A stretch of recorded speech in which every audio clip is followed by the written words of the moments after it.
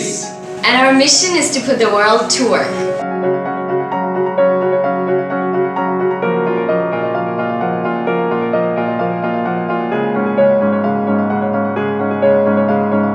Loosemonkies is a very fun project. It's an online job board that is intelligent. We are for the first time giving job seekers and employers a system where they can come and talk and be in one database. We're giving real-time job matches that gives job seekers an understanding and an involvement that they never had before. I guess the best way to understand Loosemonkies is that as the world economy is readjusting to products being developed in different parts of the world and sold in different parts of the world, one of the mandate of Loosemonkies is that why not do the same with human resource?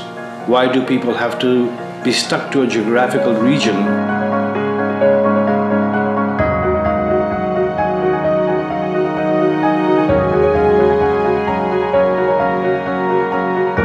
Bangladesh is a community that is thriving. I'm from Canada. I travel back to Bangladesh every 6 weeks to 8 weeks. And that's because not only is there opportunity in Dhaka, but now there's raw talent in this community. The startup scene is alive, and there's a lot of talent that is finally getting together to make a difference. Why Bangladesh? Why Dhaka? I think the timing couldn't be better. There's a lot of people coming together, putting a lot of smart ideas together at the right time, and I'm excited that Loosemonkies is part of this community at this time.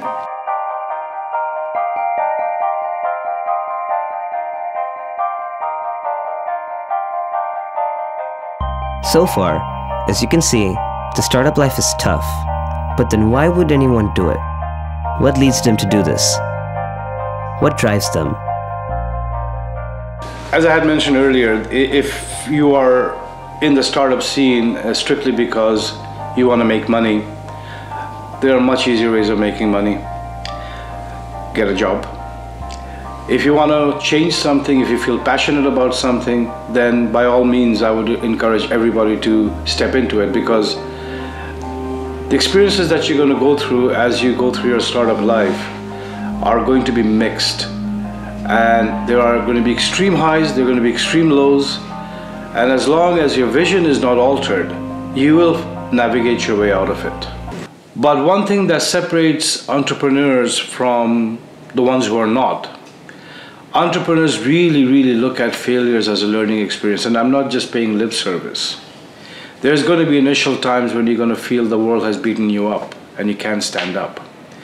But an entrepreneur very quickly switches from that mentality into thinking, well, what did I learn from it? How do I not make the same mistake again? Again, that all goes back to your passion for what you do. If you have failed in something that you're passionate about, well, that's the price you pay. If you succeed in something that you're passionate about, life couldn't get better. I think if I could give one recommendation to the startup community in Bangladesh and in Dhaka in particular, is that be aware that a lot of your fellow countrymen are coming back. I've been in Canada for 40 plus years. Now I'm back in Bangladesh, I'm investing in Bangladesh, and I'm not the only one. There's a big crowd of people who are heading back to give back. I think if a synergy can be created between the people from Dhaka right now, the youth of Dhaka who are looking to do startups, and if they reach out to people who are coming back to Dhaka to help startup and be a part of that scene, I think when these two types of people meet and they have a common place, and as this documentary is trying to provide, I think that would be the best thing that could happen. And as far as internet speed and other stuff is concerned, it'll all be taken care of. There's a lot of people coming in, there's a lot of money being invested. I think these are going to be things of the past. I think the biggest problem are mentors, and which I believe a documentary like this is taking a lead on trying to provide the importance of a startup scene in a country like Dhaka or Bangladesh. And I think mentors would come out and coach the young people of the country on what the startup life is like, what to look out for, so that they can move forward and claim their right position in the startup scene. There's two things. One thing is to always keep dreaming, because that's what's going to drive you all the way to the end. And number two, keep sharing.